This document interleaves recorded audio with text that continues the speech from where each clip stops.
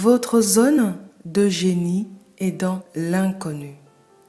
Notre zone de génie, c'est 80% des besoins du moment présent dans le monde et 20% des besoins personnels, ceux qui sont les 2 premiers niveaux de la hiérarchie des besoins de Maslow. Ceux qui s'attellent à peaufiner ce 80% développent une expertise, une habilité unique et libèrent leur véritable don, leur œuvre unique. Parce que découvrir sa zone de génie demande beaucoup de renoncement, d'abnégation, de saut d'obstacles et une fidélité absolue. Ce que j'ai découvert est qu'on ne trouve pas sa zone de génie. C'est elle qui nous trouve quand on se rend compte qu'on avait jusqu'alors identifié différents maillons, savoir-faire et savoir-être. Et un jour, un beau jour, en reliant les points, il y a un déclic, des évidences, une certitude intérieure, on sait pourquoi on s'est incarné. Bonjour, je suis Anne Goagbe, vous écoutez le journal d'un modèle. Nous ne sommes pas venus au monde en étant vides, mais au contraire, pleins. Certains parviennent à s'en souvenir, ils deviennent alors des êtres transpersonnels, soit une expression créative, vivante et vibratoire des besoins du moment présent. D'autres, hélas, quittent ce monde sans jamais avoir fait l'expérience de cette sublime irrévérence qu'est l'individuation, être soi et rien d'autre.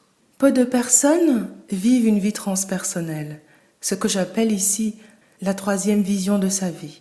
Or, découvrir sa zone de génie, c'est entrer dans la 3e vision de sa vie. Les 2 premières étant la vision socioculturelle et la vision personnelle de sa vie.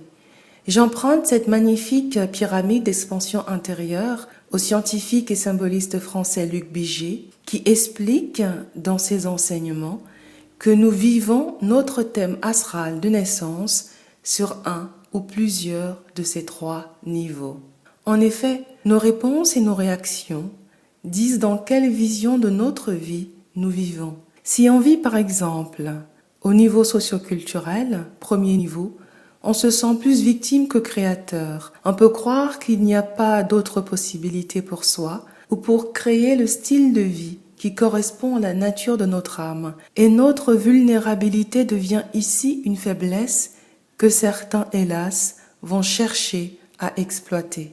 La vérité est que ce sont nos expériences traumatiques et les mémoires émotionnelles non libérées qui nous font rester trop longtemps et trop souvent à ce niveau, dans cette vision socio-culturelle de notre vie.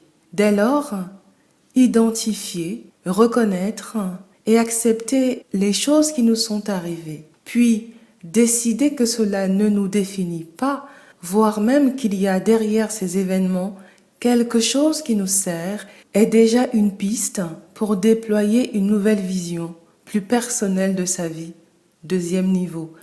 Parce que cela crée un espace intérieur en soi, cela montre qu'on peut toujours décider autrement et qu'on a un pouvoir personnel. Ce qui compte n'est plus ce qui nous est arrivé, mais ce que nous avons décidé de faire et d'être avec ce qui nous est arrivé. Et c'est quand on devient conscient que les choses qui sont arrivées à travers nous, qu'on commence à ouvrir sa zone de génie. Parce que notre zone de génie résonne avec toutes nos expériences, personnelles et professionnelles, y compris les plus désagréables, y compris les plus traumatiques. Il n'y a aucun hasard. La zone de génie qu'on va déployer à l'extérieur sera alors un reflet de ce qu'on a transformé et dépassé en soi, de ce qu'on a cherché et trouvé à l'extérieur chez d'autres, et enfin, le public spécifique pour qui votre zone de génie a une grande valeur. Et vous remarquerez que ces 3 points sont majoritairement dans l'inconnu, dans la décision de développement personnel, professionnel, transpersonnel.